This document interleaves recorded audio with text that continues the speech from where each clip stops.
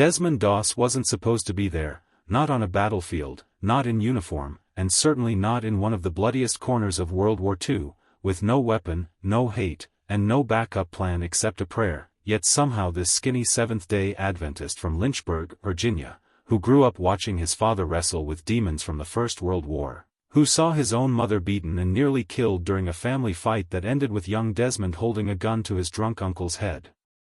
Before dropping it in horror, swearing before God that he would never touch a weapon again, found himself standing at the gates of hell with nothing but bandages, morphine, and an unshakable belief that every life, even the enemy's, was worth saving. And when Pearl Harbor exploded across the radio waves in 1941, tearing America from its isolationist slumber and thrusting the nation into a global inferno, Desmond didn't run from his duty, didn't hide behind his religious convictions to avoid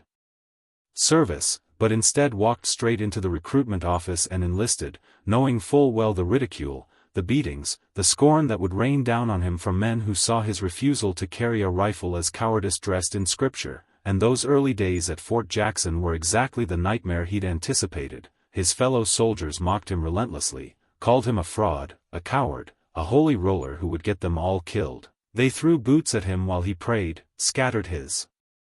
belongings, beat him in the barracks when the lights went out, and his commanding officers, equally disgusted by what they saw as weakness masquerading as principle, tried everything to break him, to force him out, even threatened him with court-martial for refusing to train with a weapon. But Desmond stood firm, not with arrogance or self-righteousness, but with a quiet, stubborn gentleness that infuriated his superiors because he never fought back, never complained, never wavered. He simply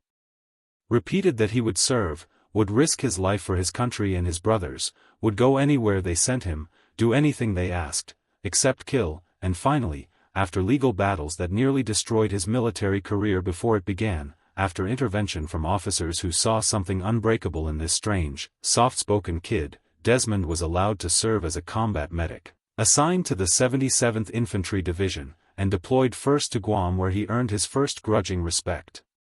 by treating wounded men under fire, then to Leyte in the Philippines where the jungle fought them as viciously as the Japanese, where disease and snipers picked off men in the suffocating heat, where Desmond began to show his company what real courage looked like, not the courage of killing, but the courage of running toward death to pull someone back from it. And then came Okinawa, the final, terrible stepping stone to mainland Japan, where the Japanese military had fortified every cave, every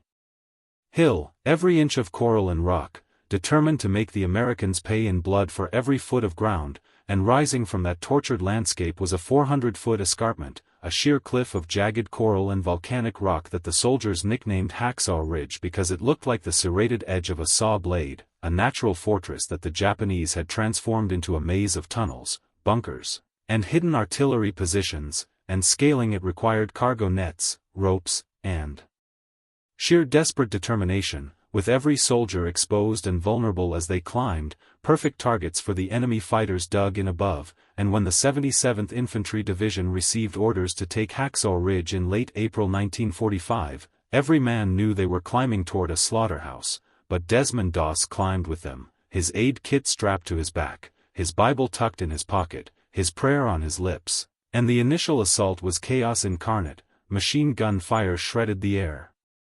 Mortars screamed down from above, flamethrowers turned caves into crematoriums, men were torn apart before they reached the top, but the Americans pushed forward, fighting cave to cave, rock to rock, suffering catastrophic casualties but refusing to yield, and Desmond was everywhere, sprinting through gunfire to reach wounded men, dragging them to cover, applying tourniquets with steady hands while bullets sparked off the rocks around him, whispering comfort to dying boys who cried for their mothers, and the soldiers who had once despised him began to understand that this unarmed medic was the bravest man on the ridge. But the worst was yet to come, because after days of brutal fighting, after the Americans had finally secured a tenuous foothold on the top of Hacksaw Ridge, the Japanese launched a massive counterattack on May 5, 1945. A banzai charge of hundreds of screaming soldiers supported by artillery and mortar fire, a human tsunami of violence that crashed into the American lines with such ferocity that the entire position began to collapse. Soldiers were cut down in waves, entire squads were obliterated, the carefully won ground turned into a killing field, and the order came down to retreat, to abandon the ridge and fall back to regroup, and the Americans fled, climbing back down those cargo nets as fast as they could, leaving behind the dead and those too wounded to move, leaving them to certain death or capture. But Desmond Doss didn't retreat. Couldn't retreat, wouldn't retreat, because he could hear them, the wounded crying out in the smoke and chaos, American boys bleeding into the coral, dying alone in that hell's cape, and while every other soldier with any sense was scrambling for safety, Desmond ran deeper into the inferno, and for the next 12 hours, as darkness fell and the ridge became a nightmare landscape lit by fires and flares, Desmond Doss worked alone, crawling from crater to crater, finding wounded men, dragging them by their collars, their belts, their uniforms, hauling them through mud and blood and body parts, some of them unconscious, some screaming, some so torn apart he had to hold their insides in with his bare hands, and one by one he brought them to the edge of that 400-foot cliff, and there in the darkness, under sporadic gunfire, with Japanese soldiers hunting for survivors, Desmond tied ropes around these broken men and lowered them down the cliff face, hand over hand, 75 times, 75 lives, each one a prayer, each one a miracle, and after every single rescue, after every man he pulled from death's grip and sent down to safety, Desmond prayed the same prayer, the same desperate plea to God, "Please Lord, let me get one more," and God answered, again and again and again, through bullets that somehow missed, through grenades that failed to explode near him, through sheer impossible endurance that kept his body moving when any normal man would have collapsed. From exhaustion, terror, and blood loss, because Desmond himself was wounded multiple times that night, shrapnel tore into his legs, his arms, but he kept moving, kept searching, kept saving, and among those 75 men were soldiers who had beaten him in basic training, who had called him coward, who had promised he would get them killed, and now they owed him their lives. Now they understood that the strongest man among them had never fired a shot, and when dawn finally broke over Hacksaw Ridge on May 6, when the nightmare finally ended and Desmond had lowered the last wounded soldier to safety, when he finally allowed himself to be evacuated, the men of the 77th Infantry Division refused to go back up Hacksaw Ridge without him. They told their commanders flat out that they wouldn't attack again until their medic was ready, and the United States Army, that massive military machine that had tried to kick Desmond out, that had court-martialed him, that had called him a coward and a liability, actually delayed their assault and waited while Desmond Doss finished his Sabbath prayers. Because even the generals had finally learned what his company already knew, that this unarmed conscientious objector was worth more than a battalion of soldiers with rifles, that his faith wasn't weakness but the source of superhuman strength, that his refusal to kill didn't make him less of a warrior but revealed what true warriorship actually meant, and Desmond did go back up Hacksaw Ridge, did continue serving his brothers through the rest of the Okinawa campaign, did continue running into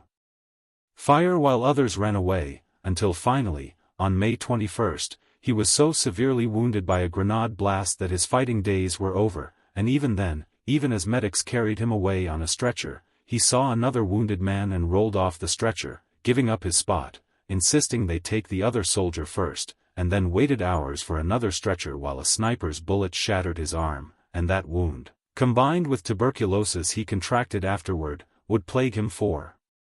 the rest of his life, would eventually cost him a lung and most of his ribs, would leave him in constant pain and partially disabled, but Desmond never complained, never regretted his choice, never wavered in his faith, and on October 12, 1945, President Harry S. Truman draped the Medal of Honor around Desmond Doss's neck, making him the first and only conscientious objector in American history to receive the nation's highest military decoration, awarded not for the enemies he killed but for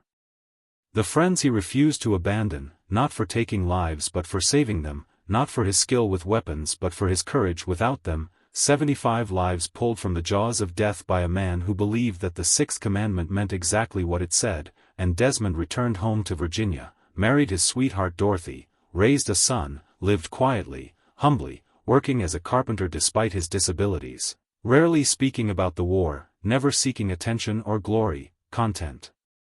to let his faith and his actions speak for themselves, and for decades his story was known only to those who had served with him, only to those who had been on Hacksaw Ridge and witnessed the impossible, but eventually the world learned about the skinny kid from Lynchburg who climbed into hell with nothing but prayer and bandages, who proved that the greatest courage isn't found in killing but in refusing to kill while still facing death, who showed that faith isn't an excuse to avoid duty but